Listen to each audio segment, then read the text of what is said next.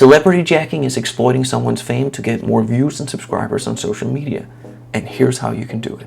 You've seen them, the thousands of videos about Mr. Beast, clips of his interviews, commentary on his videos, and others who literally just use him in their thumbnails. This is all celebrity jacking. It is not about copying other people's content. It is about spotting trends that get a lot of views and influencers that are getting a lot of publicity. That creates a temporary increase in demand for content about that person. But as with all trends, they per definition come to an end, so here's the first piece of advice.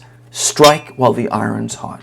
But another thing that's really important, especially if you already have an audience, is only do celebrity jacking with content that is related to your content. The problem is this technique can still work even though there's zero correlation between your content and the content of the celebrity. And you may just gain a new 10,000 subscribers. But the problem is, if you never return to that person or that topic again, you will essentially just have 10,000 dead subscribers that will never watch any of your videos. And that's actually something that's really harmful to your channel growth. And it leads directly into the third piece of advice if you want to use this strategy, which is be specific. An example, let's say you run a channel about longevity. Andrew Huberman was just on a big podcast where he talked about a topic that is relevant to your topic. That's gonna be fresh in a lot of people's minds. You can definitely, almost certainly find a clip of Andrew Huberman talking in some interview that's not copyrighted, and you can simply just take that clip of him sitting there chatting, and then you can provide a quote which is the actual quote that you want to tie into your content. That's a way for you to have him centered around the topic that you're talking about. You can almost make it sound as if Andrew Huberman is contributing to your niche.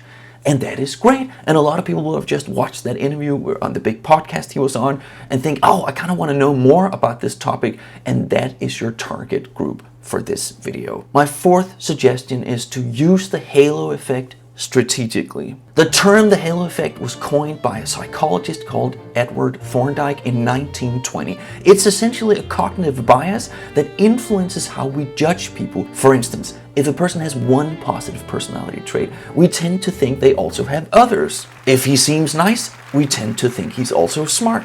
If he's famous, he's probably also saying some things that are worth listening to. And in reality, you probably know more about your topic than some celebrity who touched on it briefly during an interview. But since you're not famous, you can't use the halo effect on yourself just yet. So you can essentially take advantage of this situation. As an expert in your field, you can utilize their statements to not just build on top of your statements, but you can actually build on top of their statements, making you seem, in some sense, as even more of an expert than they are. You can use the halo effect vicariously, and you should. If you do decide to use celebrity jacking to grow your channel, it is important that you not just do that. You have to sprinkle in your own original content. You don't want to be known as just another copycat. I actually did a piece of celebrity jacking on my old YouTube channel. I was inspired by Julian Assange getting a lot of media coverage, and at the same time there was a lot of speculation in the media about who Satoshi Nakamoto, the founder of Bitcoin, as you probably know, really is.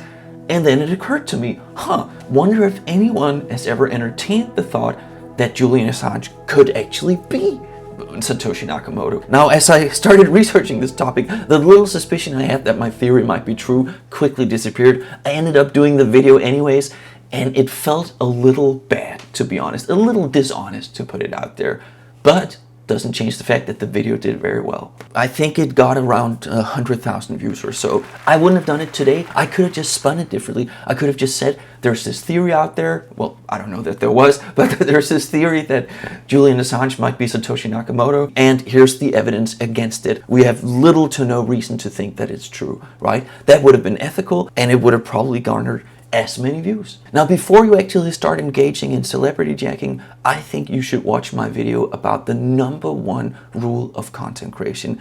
It is so simple, and it is almost always overlooked. And you can find a link for that right here.